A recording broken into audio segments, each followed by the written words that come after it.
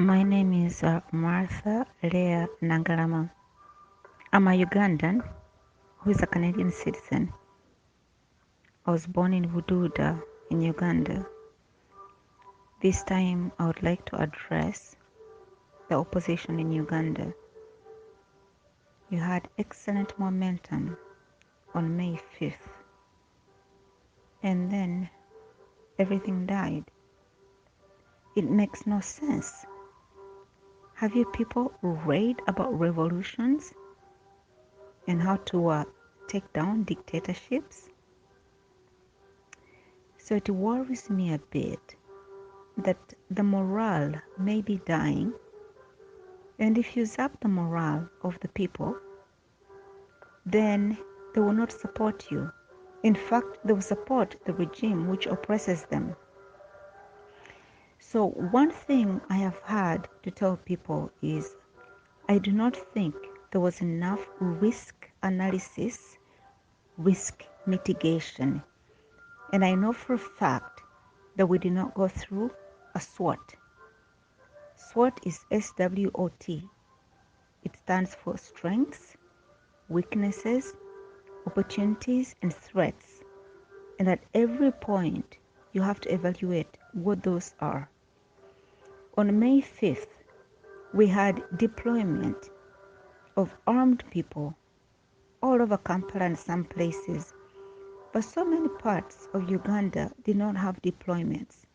So if we had done proper planning, we would have deployed people to go into the areas and demonstrate where we did not have military people. But what happened after that is May 6th, nothing happened. May 7th, nothing happened. Sure, we have had fighter jets in the air and helicopters, and we have all these armed people in the streets, and we're afraid. But can you stand up and tell us that they're all over the country? Or when the major leaders for the opposition were put under house arrest, why did you not plan to have backups for them? Because a revolution does not depend on one person or two or three. It depends on a chain reaction. Then the other thing is when you do not evaluate your enemy and you lose the morale of your people, it means the next time you call for demonstration, people will not show up. What I understand from today is that the next demonstration will be on May 12th for the swearing in of both presidents.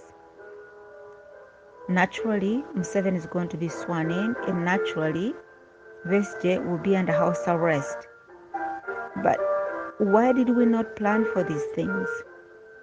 Surely you know that most people on the opposition side, and I'm one of them, we all have skills to bring to the table. So when you sideline some people and you do not talk to them, you miss out on what they might contribute to the revolution. The fact is, revolutions are always started by a discontented population. And there's so many discontented people in Uganda. 10 million people go hungry. We have no medicine in the hospitals. Our roads are full of potholes. People get arrested and they get tortured. People die. And we're not focusing on these things. We choose petty things to focus on. So when someone says that, oh, you go and demonstrate in Bugisu because you're a Mugisu, that is utter nonsense. Most of my education was in Kampala area. Then when you do not realize that even Gulu, Lira, and all those places could contribute, and you tell them to go back to their homes, you're missing out on the people who could help you. As a matter of fact, if you sealed off all the entrances into Kampala and you crippled the economy in Kampala, the dictator would fall. I'm very much aware that everything I say and everything I write on the internet is followed by the government. But this government has to know that a population of 38 million cannot live in fear forever Because at one point in time, things will change, and those winds of change are coming.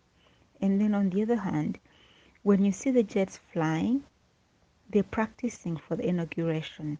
I do not think they're there to shoot the people dead. What you need to fear are the people who are speaking French, who are not Ugandans, who are patrolling your neighborhoods. We are one people. We need to think, we need to plan, we need to mitigate risks. We have no excuse at all.